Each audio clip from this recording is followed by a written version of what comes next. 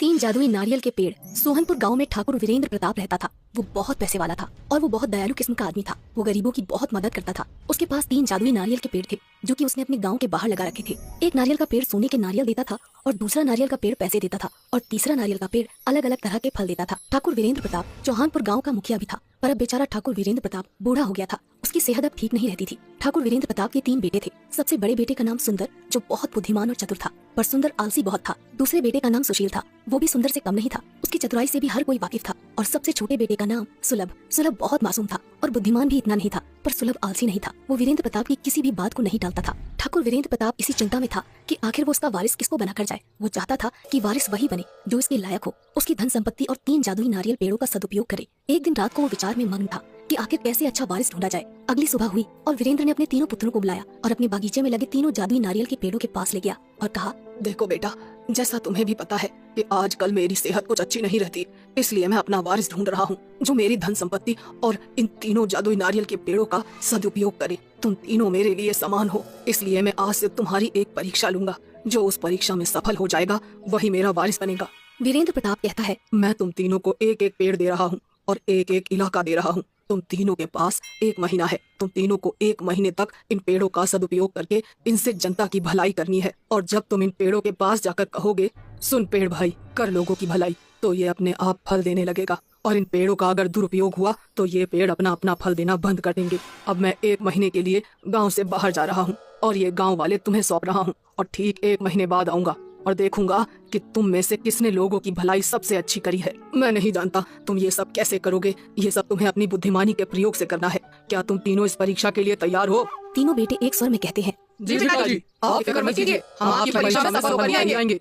सबसे बड़ा बेटा सुंदर मन ही मन सोचता है, ये परीक्षा तो मैं ही पास करके आऊंगा और गांव का मुखिया बनूंगा। आखिर मेरे में कमी क्या है? ये दोनों तो मूर्ख ठहरे। दूसरा बेटा सुशील मन ही मन सोचता है, आखिर वो तो पिताजी को ही पता है कि मुखिया कौन बनेगा। मुखिया बनने के लिए योग्य सिर्फ मैं ही हूँ। मैं सुंदर भैया से किसी काम में कम नहीं हूँ और सुलभ तो इस परीक्षा में कहीं है ही नहीं। सुलभ मन ही मन सोचता है, पिताजी ने यह परीक्षा रखवा कर अच्छा किया। चलो, हमें भी अब थोड़ा मदद करने का पुण्य मिलेगा। वीरेंद्र सिंह बड़े बेटे सुंदर को सोने के नारियल वाला पेड़ दे देता है। फिर दूसरे बेटे सुशील को नारियल के पैसे वाला पेड़ दे देता है और सबसे छोटे बेटे सुलभ को तरह तरह के फल देने वाले नारियल का पेड़ दे देता है और कहता है, ठीक है बच्चों, अब मैं चलता हूँ। मेरा आशीर्वाद तुम तीनों के साथ है।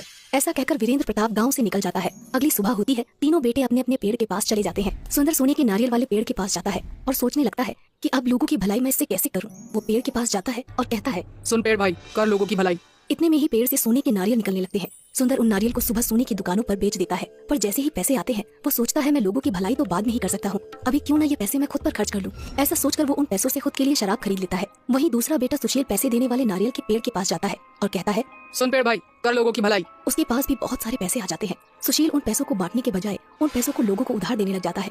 वो मन ही मन सोचता है, आखिर मैं मदद कर ही तो रहा हूँ, यही तो लोगों की भलाई है। अब मैं पिताजी की तरह मूर्ख नहीं जो इन पैसों को ऐसे ही लुटा दूं। वहीं तीसरा बेटा सुलभ तरह तरह के फल देने वाले पेड़ के पास जाता है। वो सोचता है, इस गांव में ऐसे बहुत से लोग हैं जो एक दिन का भोजन भी नहीं जुटा पाते हैं, उनको इसकी सबसे ज्यादा जरूरत है। फिर सुलभ पेड़ के पास जाता है और कहता है, सुन पेड़ भाई, कर लोगों की भलाई। इतना कहते ही पेड़ से तरह तरह के फल निकलने लगते हैं। सुलभ उन फलों को गरीबों में बांट देता है। सुलभ अब रोज ऐसा ही करने लगा। वो पेड़ के पास जाता, मंत्र पढ़ता और उसमें से जो फल निकलते वो उन फलों को गरीबों में बांट देता। उसे लोग बहुत दुआ देकर जाते। वहीं सुंदर तो बहुत शराबी हो गया और उस पेड़ से जो भी सोने के नारियल निकलते उनको बेचकर शराब पी लेता था। उसकी सेहत भी अब बहुत खराब हो गई थी। दूसरा बेटा सुशील, वो तो मानो गरीबों की मदद करने के बजाय उन पर जुल्म ढाने लगा था। सुशील पैसे तो दे देता, पर अगर किसी ने उसके पैसे वापस देने में देरी कर दी तो उनको मारता पीटता, उन पर जुल्म करता था। ऐसे ही धीरे धीरे 1 महीना बीत गया। ठीक 1 महीने बाद ठाकुर वीरेंद्र प्रताप गांव लौटता है। वो बहुत उत्सुक रहता है क्योंकि उसे आज पता चलने वाला था कि उसका वारिस कौन है। वो सोच रहा होता है कि मेरे तीनों बेटे ने कमाल कर दिया होगा, गांव में तो रंगत होगी। वीरेंद्र सबसे पहले सुंदर के इलाके में जाता है। वो वहाँ बाहर लोगों से पता करता है तो उसे मालूम पड़ता है कि सुंदर कभी इस इलाके में आया ही नहीं। वो तो सिर्फ शराब पीकर एक जगह पड़ा रहता है। अपने बड़े बेटे के बारे में ऐसी बातें सुनकर वीरेंद्र को बहुत धक्का लगता है। उसने कभी सोचा भी नहीं था कि उसका सबसे बड़ा बेटा सुंदर इतना बुरा नाम कमाएगा। खैर, फिर वो अपने दूसरे बेटे सुशील के इलाके में जाता है। वहाँ जाकर तो वो चौंक जाता है। सुशील इलाके में तो आता था, पर वो सिर्फ वसूली करने के लिए। सुशील के नाम से गांव वाले लोग बहुत डरते थे। उसका नाम सुनकर ही कांपने लग जाते थे। अपने बेटे के बारे में ऐसी बातें सुनकर वीरेंद्र को बहुत दुख होता है। वीरेंद्र वहाँ से आगे बढ़ता है और सुलभ के इलाके में जाता है और वो वहाँ देखता है कि सुलभ के इलाके में खुशहाली है। लोग मस्ती से अपना काम कर रहे हैं और सुलभ को दुआएं दे रहे हैं। सुलभ की तारीफ सुनकर वीरेंद्र का मन बहुत खुश होता है। वीरेंद्र फिर सीधा अपने घर जाता है और अपने तीनों बेटों को अपने कक्ष में बुलाता है। तीनों बेटे वीरेंद्र के पास जाते हैं। सुंदर और सुशील वीरेंद्र को देखकर उनके चरणों पर गिर जाते हैं और कहने लगते हैं, पिताजी, हमें माफ कर दीजिए पिताजी, हम लोगों की भलाई नहीं कर सके। आपने जो हमारी परीक्षा ली, हम उस पर भी खरे नहीं उतरे। हमारे दुरुपयोग करने से वो पेड़ भी गायब हो गया। सुंदर और सुशील, तुम दोनों को अपने छोटे भाई सुलभ से कुछ सीखना चाहिए। उसने कितने अच्छे से अपने इलाके को संभाला और गाँव वालों की भलाई करी। इतना कहकर वीरेंद्र सुलभ को अपने पास बुलाता है। सुलभ, इधर आओ बेटा। जी पिताजी। सुलभ, मुझे बिल्कुल भी उम्मीद नहीं थी कि तुम इस परीक्षा में पास हो जाओगे, पर तुमने साबित कर दिया कि तुम ही मेरे असली वारिस हो। शाबाश बेटा, शाबाश। नहीं पिताजी, मैंने ये सब वारिस बनने के लिए नहीं किया, मैंने ये सिर्फ लोगों की भलाई के लिए किया। और जब मेरे बड़े भाई सुंदर है तो उनके रहते मैं वारिस नहीं बनना चाहता। वाह बेटे वाह, तुम तो बेशकीमती हीरा निकले। तुम्हारी सोच को तो तुम्हारे पिता नमन करते हैं। तुम इस परीक्षा में पास हुए हो, इसलिए असली वारिस तुम ही हो बेटा। ऐसा कहकर वीरेंद्र सुलभ को गले लगा लेता है और अगले ही दिन सभी गांव वालों के सामने सुलभ को अपना वारिस और नया मुखिया घोषित कर देता है।